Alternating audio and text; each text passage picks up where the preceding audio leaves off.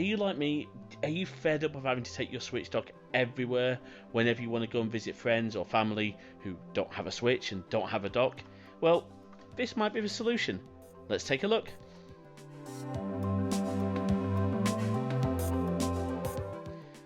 So, I travel a lot to go and visit my family. I love taking my Switch with me, mainly because it means I get to absolutely trash my mum on Mario Kart.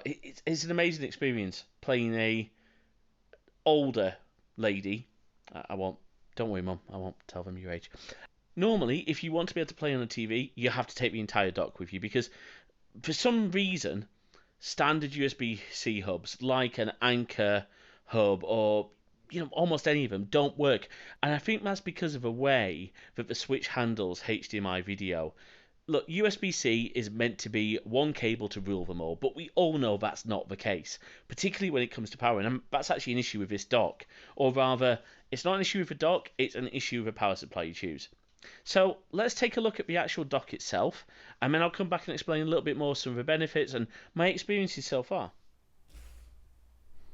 So, this is the Jumpgate dock by Skull & Co. And we're going to take a look at this today, particularly looking at the hardware and how it's potentially a better option than the Nintendo Switch official dock. So, first thing to say, packaging's really nice. Now, I have opened this before, but you can see, nice, reasonable cardboard. I do like the colour choices. I like the typography. As a ambitious graphic designer, it's appealing. So, let's open it up. So we got a little flap here, and then we get a little inlay flap with some of the dimensions of both the dock itself and the core drive. Now the core drive, which is this thing here, is what makes this quite a unique device, so we'll come back to that. So what I'm going to do is I'm just going to spin this round, just so we don't block the camera, and then, hey, look at that, the manual's the right way up. So we've got a little user manual here. It's one of the foldy outy types. It's okay. Again, well printed, decent paper. We'll have a quick skim. Ooh, Pac-Man. Okay, that's really sad. Right, we'll put that over there because no one reads a manual, right? Now, the dock, I did not put round the right way, so we're just going to have to pick this up. We have the Skull & Co. logo nicely lit up there. And on top, you'll see we've got our USB-C port. And to actually dock the Switch, you put the Switch in. Well, actually, not first. You press here. And that pops up, kind of like Thunderbird 2. You'll see, at the moment, this little USB port is sort of in a certain position. Now, what Skull & Co. do is they've made it really easy. If you've got a case on your Switch, you can actually go back here. Now, this acts as a little kickstand. So actually, you can have it like that. Really good if you're playing in tabletop mode and don't need to do the whole TV docking thing. But this little switch here changes the position of a USB-C ever so slightly. See, it's shifted it back a little bit so that you can have a case on your Switch. And I don't have a case, so I'm going to put it back there. And so that's the docking part itself. Nice stand. This does hold up the back of the Switch quite well, and I've got some footage of it and sort of in use. And if we turn around, this is all our connectivity for when we are docked.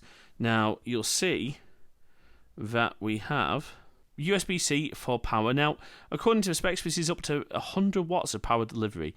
Now, the wattage is going to be important here, so I'll come back to that. We've got a HDMI, and we've got two what look like USB 2 ports, but they are in fact USB 3. They're just not coloured in that typical blue that you find for USB 3. You've then also got an indicator light. Now, that's all the functionality we get when it's connected to the Switch. And that's all we'd expect. But this is where it gets interesting. So I'm going to turn this over, and you'll see we've got this little cutout here. Now, if I push down here with my thumb, we eject the core drive. So when we eject this, we have the same ports, but also we get a full size and a micro SD card slot. Now, this is just a standard USB-C connection, so this will work with your iPad, it will work with a phone, USB-C phone, of course, so not an iPhone, and it will work with laptops. Now, with the iPad, it looks great docked on the side. You can sort of imagine it like that, and in fact, I have some footage of that. So, But what if you can't fit this into your laptop space? So, this could end up blocking ports on some laptops. Well, the folks at Skull & Co. have thought of that, and they've given us this little cable here. Now, it's nicely wedged into a thing. So this is just a USB-C to USB-C extension lead, and all we do is we plug the core drive,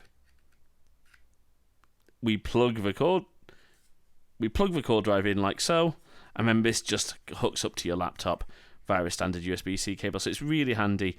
What I like about this is pretty much all the functionality you'd need off a day-to-day USB-C hub. I do have an Anchor hub that also has Ethernet, and that's great for when I want to hook up. But you know what? Just to be able to put a flash drive in or hook up to HDMI or read an SD card, this is perfect. And having it with my switch dock means I'm carrying less with me. So I'm going to put this back in. And it really just simply sits in. You don't have to use any force. So let's see how the switch docks. So we'll pop that in, and I will grab my switch. So this is my original switch. This is not the OLED model. This is a full-size switch, and we literally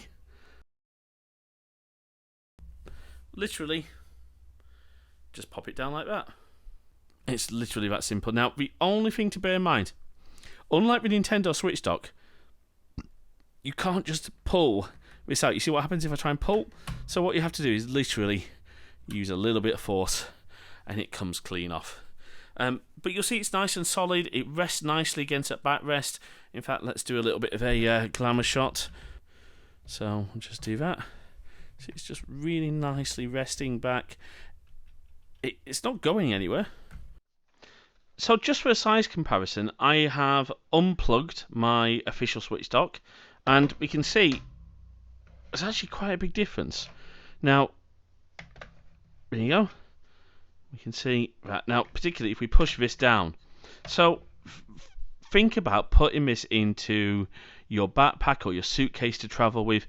You certainly can't fit this into, a switch carry case. Now, you can see mine's a little bit scuffed up. I do look after my stuff, honestly. So when we look at these side by side, now one of the things that Skull & Co. mention as a benefit of the Jumpgate dock is that you can't easily scratch the front of your switch. Now, I've not had that problem, but I know others have, and they'll get dock socks and things like that. Now, this front plate, it is actually quite, fragile. I've always been very nervous packing this into my suitcase, and I'll put socks around it and take it with me, but it's very bulky. Whereas, well, I'll show you an example. So this is my bog standard switch case. I actually got this from Game in the UK. So the switch goes up here and secures with this Velcro strap. But here's where this gets interesting. Now, let's just adjust this a bit.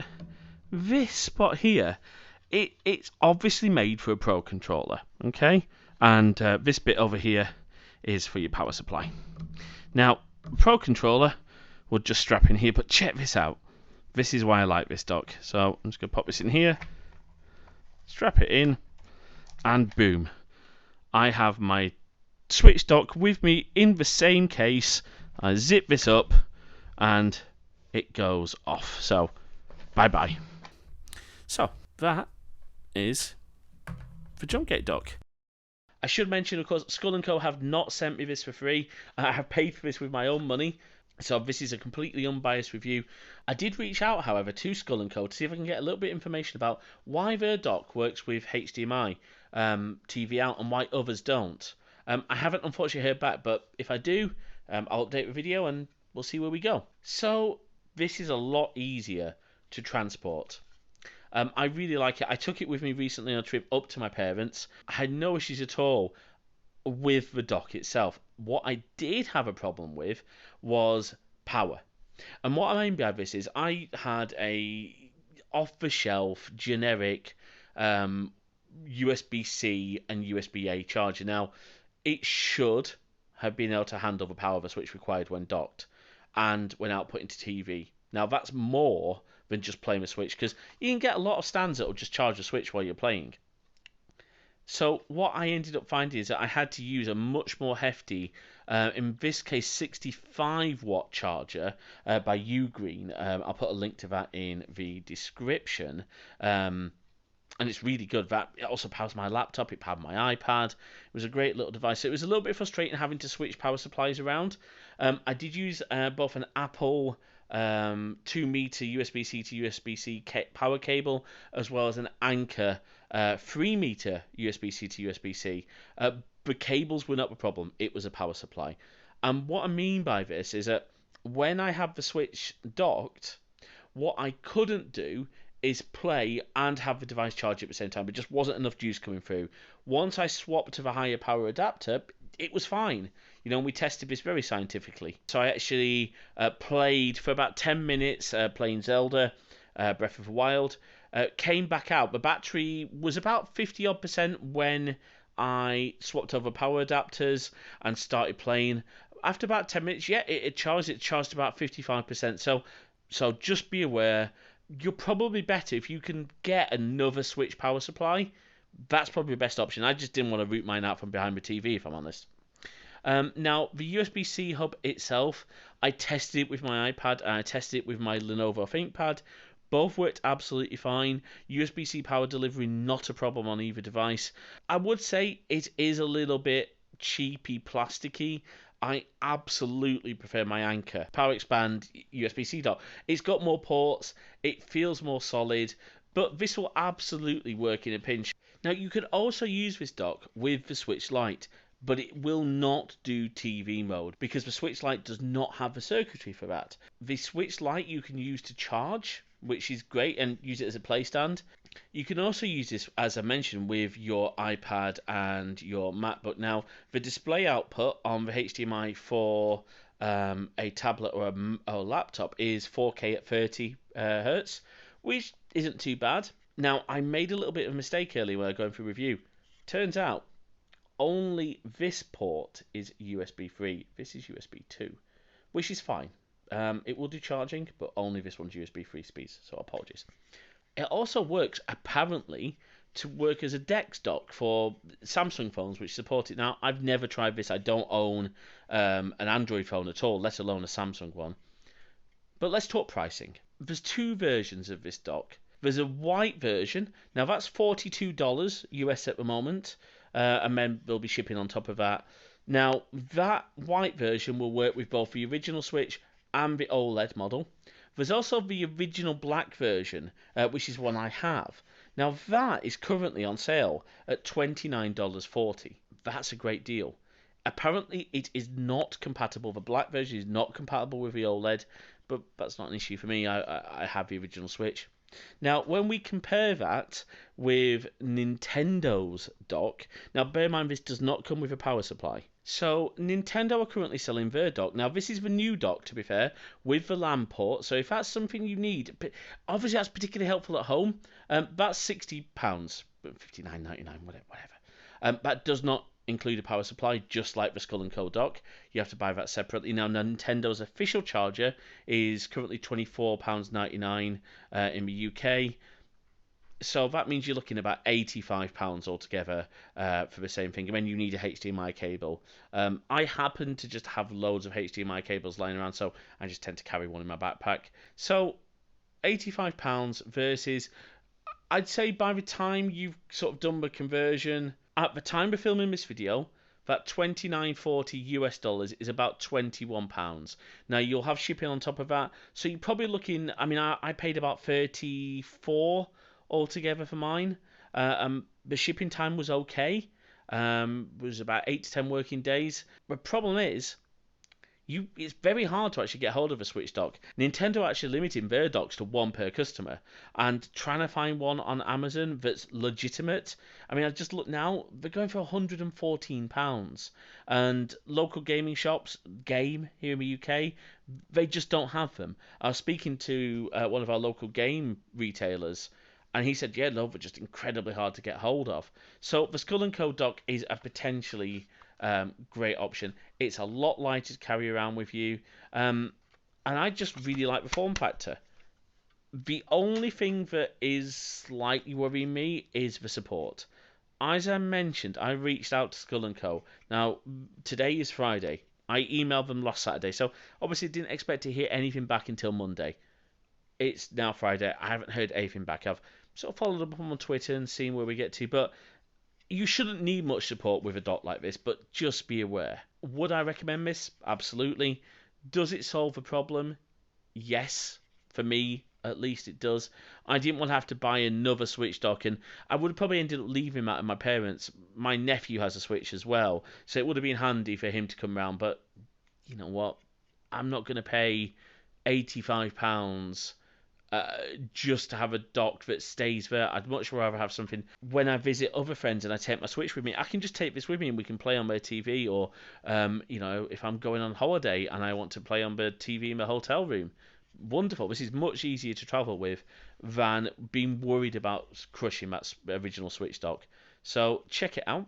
I'll put the link in the description. I hope you've enjoyed the video. Please do leave feedback.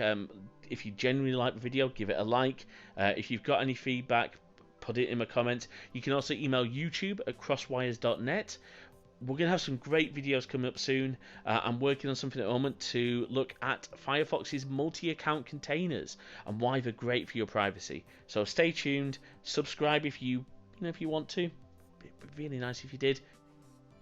And I'll see you in my next video. Bye.